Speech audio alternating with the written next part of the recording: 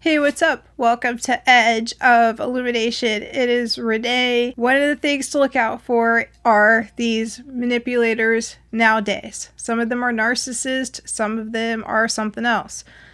But these guys are doing this thing to where they need your validation in order to build themselves up energetically. When you walked away from a narcissist or a manipulator, that person felt the loss of your energy, or you could say the loss of your supply. These people function sort of like energy vampires, and they were using your empathy, your warmth, in order to build themselves up, and in some cases even accomplish their goals. So what's happening now is you have walked away, you know your self-worth, you're very confident, you have likely gone through a glow-up phase, and so now the person that you were with is left in their own energy. So a lot of these narcissists are not looking very good, they're very drained, they're crashing out, and they need to get your energy in order to validate themselves. And what this person needs you to do is to lower your standards.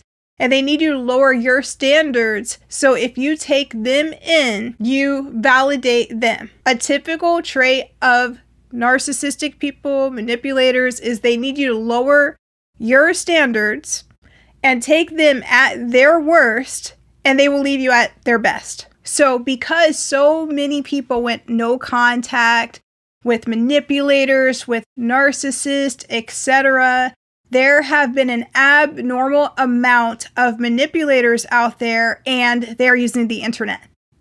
The internet is their primary tool that they are trying to find new supply to replace the old one. So in this video, we're going to discuss a few strategies they have been using and also ways to protect yourself. The first thing to understand is manipulators want to come in when you're at your best, when they're at their worst, and then they want to leave you at their best when you're at your worst.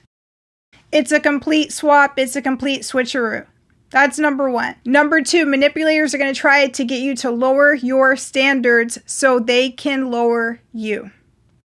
Number three, the most important part is they need your validation.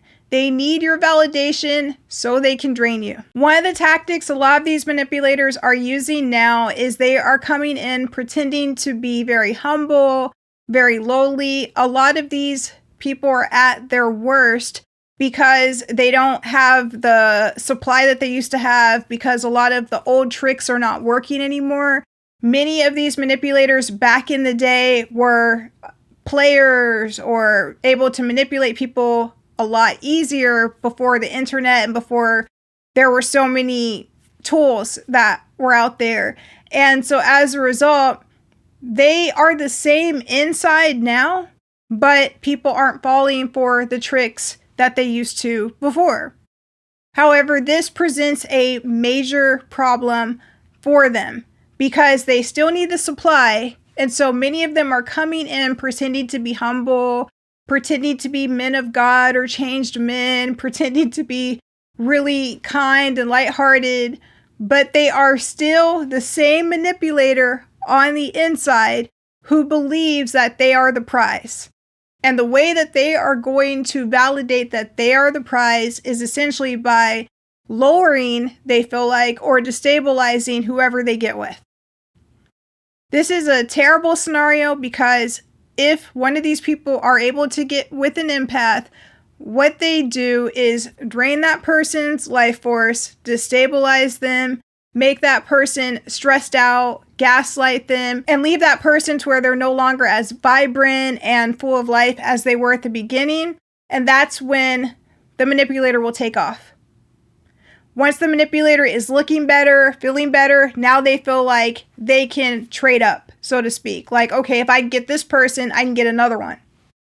I can get somebody better. And they'll keep on doing that until they're able to build themselves back up. Kind of like a vampire. So one of the tricks to look out for is if they are being way too personal, way too chummy, and way too close too fast. They're going to try to talk to you like they're a best friend of yours, like they're a long lost friend. They're going to act like they have known you for a really long time. And if you feel that weird energy, like, wait, like I just met you, I don't even know you, but they're already talking to you as if y'all go way back, that's a huge red flag. Another one, and this is probably the biggest one, is they are going to try to rush things with you. Manipulators need things to go very quick. It's almost like they're on a schedule. Very similar with people that con and scheme and stuff like that. They need stuff to happen fast and quick. So they want you to be on their time instead of your time. So they may try to pressure you to hang out right away, to talk right away, to get together right away, or go on a date. Maybe you're not even interested in dating. Maybe you're not interested in collaborating, having coffee, having lunch, going to an event with them, whatever it is. But they're going to try to rush it. And the reason why they're going to try to rush it is because they need to orchestrate a plan. And likely they already have tricks and tactics lined up for you. So if you're taking a step back and you're relaxed, like, okay, well, we'll see. I'm not sure when, but I'll let you know. And they start to get very agitated, that's a good sign they might be a manipulator, because they're going to have an attitude almost as if they're fiending, and their true colors will start to show as soon as you take a step back and relax. Manipulators don't like calm, peaceful energy. They can mimic it temporarily, but they don't understand that flow. A lot of them operate out of chaos. Number 3, manipulators oftentimes will know way too much about you way too soon. So they may say something that indicates they have been studying you or watching you or researching you or something strange right off the bat. Like, oh, I didn't know you play tennis. And you're like, how? Yeah, I just met you a few seconds ago. What do you mean? It'll be something like that. That'll be completely off. Or, oh, you like this food? Oh, I thought you would have liked this food or that food.